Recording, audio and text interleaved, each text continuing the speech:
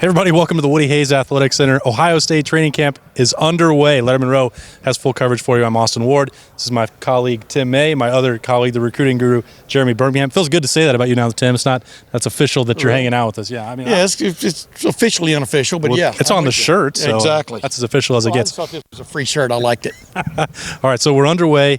We'll just start right off the top. Justin Fields is still not the starter, but he did take the first reps out there today. We couldn't see a whole lot. We got half an hour to watch. What is your number one takeaway, Tim? Obviously, I'm champing at the bit because I was trying to grab the microphone there almost. Just take it. Well, what stood out to me about Justin Fields in particular, I like the way he threw the ball today. For one of them, the little bit we got to see. I mean, he was on target. Those little deep. I call them zig routes. I mean, he was hitting guys right in stride, etc. I thought last spring we saw him kind of struggle from a timing standpoint with some of these receivers. But after getting to talk to his coach, Matt Dickman, the other day, his high school coach from back in Georgia, he talked about what a great passer he was back there, and I'm starting to see it now a little bit. I mean, that's just one of the takeaways. Like Ryan Day alluded to in our confab with him too, he thought Gunnar Hoke looked pretty good, just throwing the ball and doing some things. And so, that's critical. People don't realize how critical none of these two guys I just named that weren't here a year ago.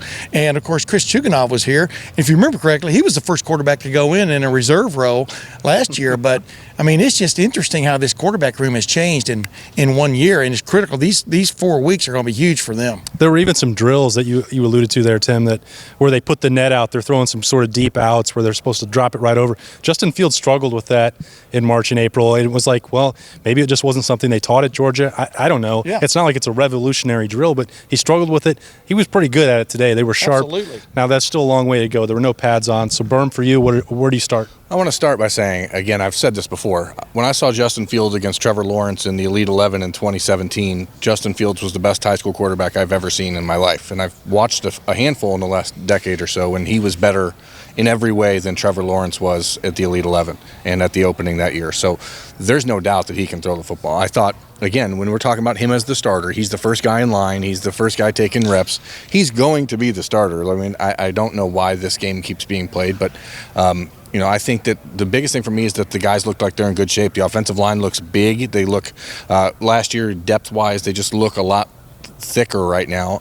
J.K. Dobbins looked great physically. Jeffrey Okudah is finally healthy. He had a surgery last year that not a lot of people knew about before the start or at the end of his freshman season. It kind of hampered him heading into the start of his sophomore year. And he looks bigger. He looks just faster, more confident. And while we're here in the WAC, the conversation we had with Damon Arnett was eye-opening because we've had very limited opportunities to talk to the cornerbacks in the last few years. And Jeffrey Okudah mentioned it today that he's a junior, okay? He was a five-star All-American, number one ranked cornerback in the country. And he's had 3 cornerbacks coaches in 3 years. Mm-hmm. And there's no doubt that plays into some of these guys' troubles last year. And I think they feel a lot more confident right now, and you can just see that in the defensive backs more than anything else. Yeah, we'll get back to that Damon Arnett situation here in a little bit. But something you brought up, I'm going to ask Tim about this, that I thought it was interesting. We talked about the depth and maybe the flexibility of the offensive line. One of the drills that we saw today, Joshua Allaby was out there at left tackle. There, Munford was coming off. He's going to be the starter eventually, but maybe this is a situation where Ryan Day even said that 3 weeks ago. But go ahead though. But yeah. It's sort of a reminder that they're working these guys and they have a little bit more faith. Where they even touched on they might rotate. They're not going to do that on the offensive line. You could find to say that on August 2nd, but they've got guys that can play off the bench. Whether that's Brandon Bowen. You got Jonah Jackson out there for the first time. Looks like he was out there with the first team at guard. But Allaby is sort of another one of those guys that's overlooked he could be a play away from being one of the most important people on the field. If you believe and you put your best 5 out there, I think Allaby would be in the discussion at left or right tackle. Mm-hmm. And I think he has that flexibility. But going back to what Bermanology was talking about a minute ago about the size, Nicholas Petit-Frere looks like a different player than he did even in the spring, in my opinion. We keep talking about him being a little bit light. He's 295 now, but he looks huge.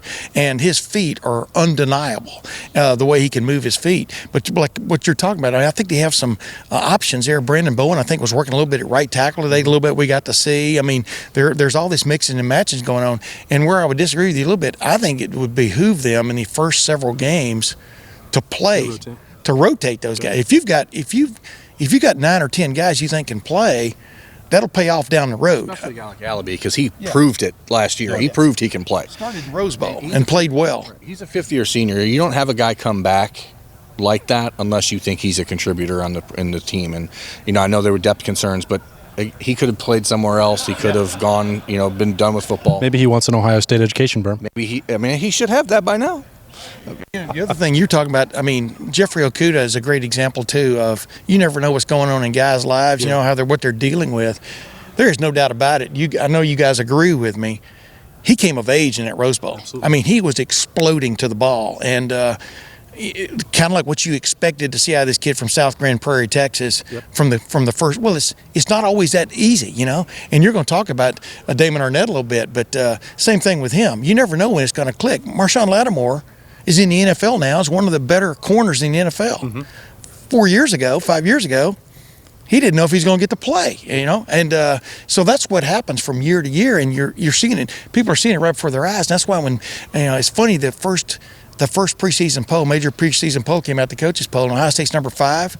Sanity has returned to like preseason forecasts, in my opinion, because this idea that they were going to be lagging behind a couple of people in the Big Ten even was ludicrous to me when you consider the talent on hand. Yeah, people need to pay more attention to those recruiting rankings because they obviously do matter in college. They do matter.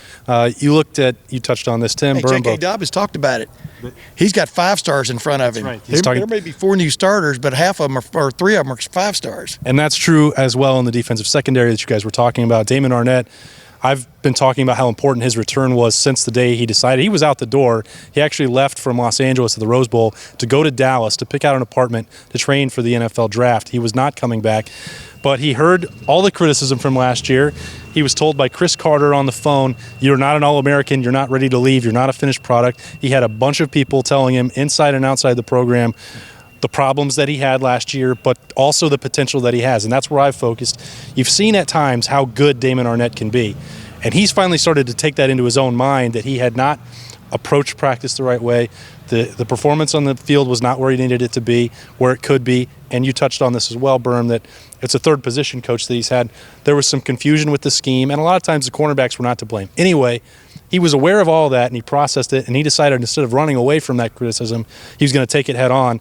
And it was one of the most interesting press conferences from an Ohio State player I can remember. Yeah, and he said that it was one conversation with Jeff Hafley. He said he sat down with Coach Hafley and was told, "Do you have any regrets?" And that in his mind made it snap. And like I couldn't leave feeling the way I felt about last year. And I think that shows a real maturity for a guy. And he actually, again, addressed that. He said that he's taking himself away from a lot of stuff off the field and just become a guy who sits at home and watches Netflix. And like, if it does take time for these guys to get into college, a lot of guys on their own for the first time, for that mental maturity to catch up to the physical, physical ability. And it's hard to put that all out. And Coach Day was talking about it today. He said they want the guys to spend the whole day here.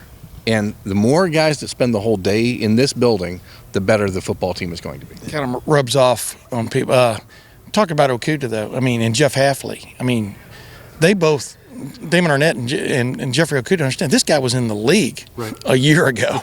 He was evaluating whether you should take a chance on this guy or that guy as a defensive back. He knows what he's talking about. Jeffrey Okudah, he didn't slam the other 2 coaches he's had, but he talked about how much his eyes have been open just in the last 7 months working with Jeff Hafley. That's a major benefit for a college football team from an allure standpoint, but also for the players who are currently here. And I think both he and Damon Arnett want to kind of feed off that. Yeah, they will. Day 1 is in the books for Ohio State. Lettermen has full coverage of that. Tim May, Jeremy Birmingham, I'm Austin Ward. We'll be back here on Sunday. Some quarterbacks are scheduled to talk with us. We'll be here all camp long, as much as they'll let us, right here at the Woody Hayes Athletic Center. For Lettermen, I'm Austin Ward.